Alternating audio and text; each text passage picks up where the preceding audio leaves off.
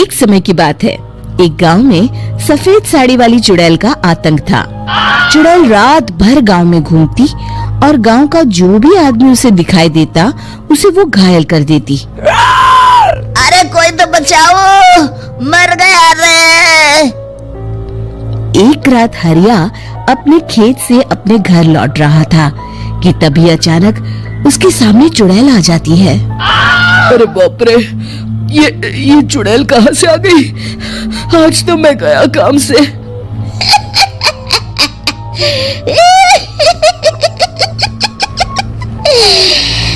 आज मुझे मेरा शिकार मिल गया। अरे चुड़ैल दीदी, मुझे छोड़ दो। जैसे ही चुड़ैल हरिया की तरफ बढ़ती है, हरिया वहाँ से भाग जाता है और अपने घर के दरवाजे पे पहुँचता है। अरे भगवान, जल्दी से दरवाजा खोलो, मेरे पीछे चुड़ैल पड़ी है। हरिया की पत्नी जल्दी से दरवाजा खोल देती है। अरे आप इतना हाफ क्यों रहे हैं? अरे मेरे पीछे चुड़ैल पड़ी है, आज तो मैं बाल बाल बच गया।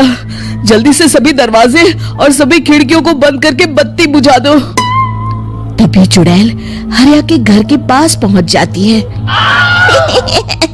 अरे वो आदमी कहाँ गायब हो गया? मैं भी देखती हूँ आखिर कब तक बचेगा।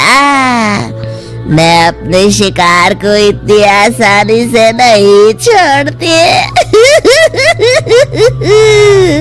इतना कहकर चुड़ैल वहाँ से चली जाती है। वहीं दूसरी तरफ हरिया और उसकी पत्नी दोनों अपने घर की खिड़की से ये सब देख रहे होते हैं। अरे बाप रे, ये तो बड़ी डरावनी चुड़ैल थी। अगले दिन ये बात आग की तरह पूरे गांव में फैल जाती है और धीरे धीरे लोग चुड़ैल के डर के मारे शाम होते ही अपने घरों से बाहर निकलना बंद कर देते हैं। कुछ दिनों के बाद भाई, मैंने तो इस चुड़ैल के डर के मारे रात को अपने खेतों को पानी देना बंद कर दिया है। कहीं मेरी फसल सूख गई तो मैं तो कहीं का नहीं रहूंगा। साहूकार का कर्जा कैसे चुकाऊंगा? अरे भाई, पूरे गांव वालों का यही हाल है।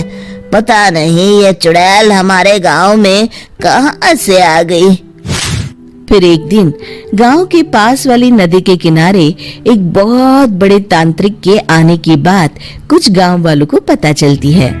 वो लोग जाके ये बात गांव के मुखिया को बताते हैं।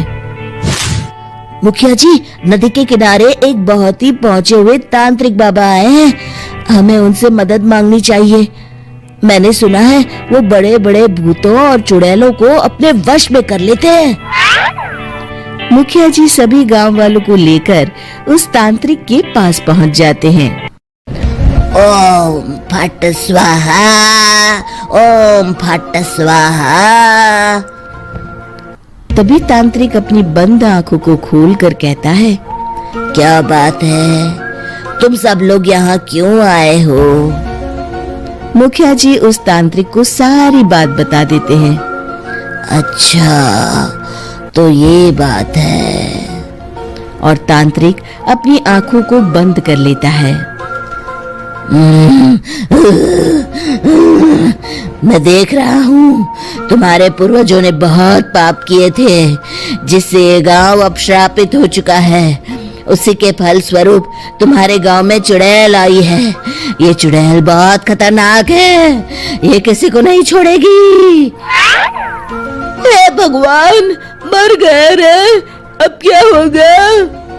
तभी गांव के मुखिया जी कहते हैं, बाबा, इस चुड़ैल से हम सबको बचा लीजिए। कोई तो उपाय होगा।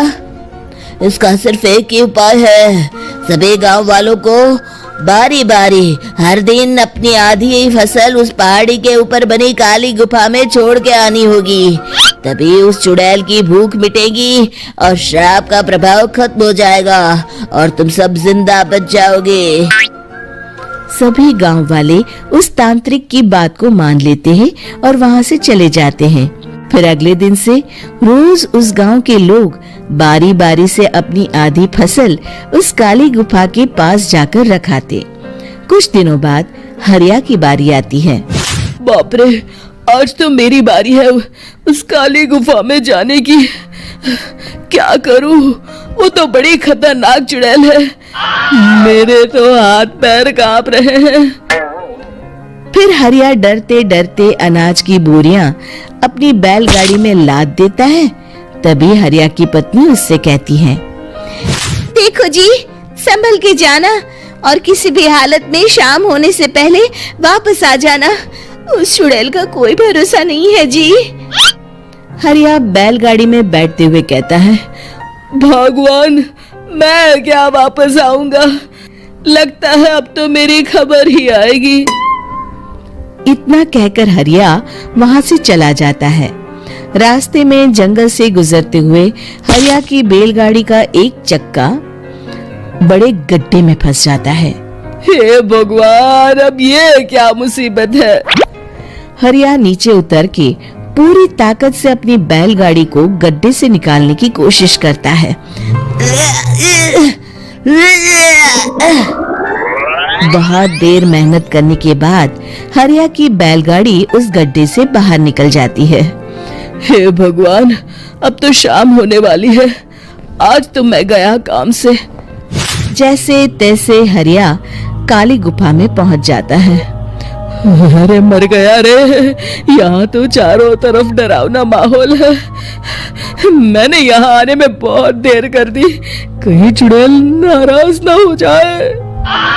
हरिया अनाज की बोरियां वहां रख के जैसे ही जाने लगता है, तभी उसे किसी के आने की आवाज सुनाई देती है। हरिया एक कोने में छुपकर अंदर देखने लगता है।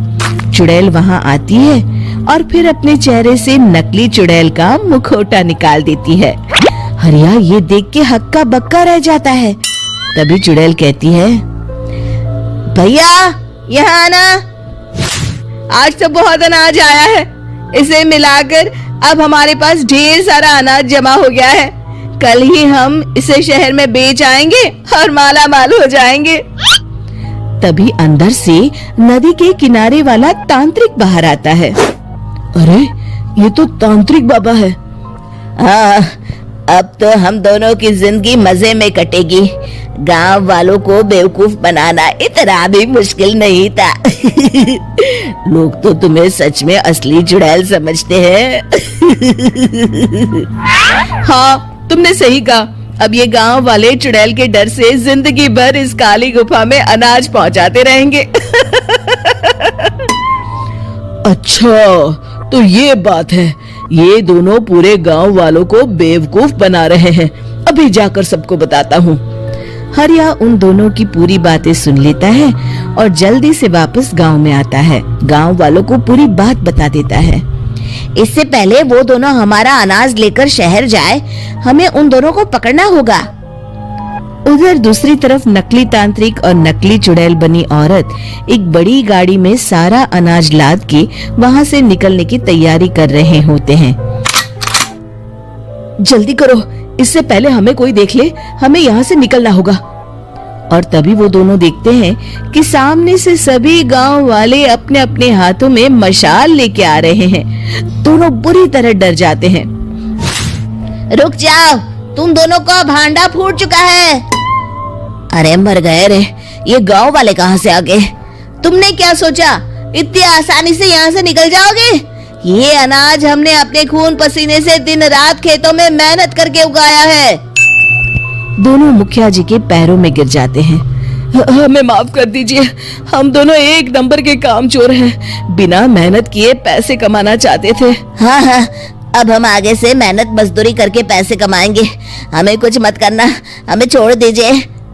इतना कह के दोनों गांव छोड़ के भाग जाते हैं और सभी गांव वाले फिर से खुशी खुशी रहने लगते हैं।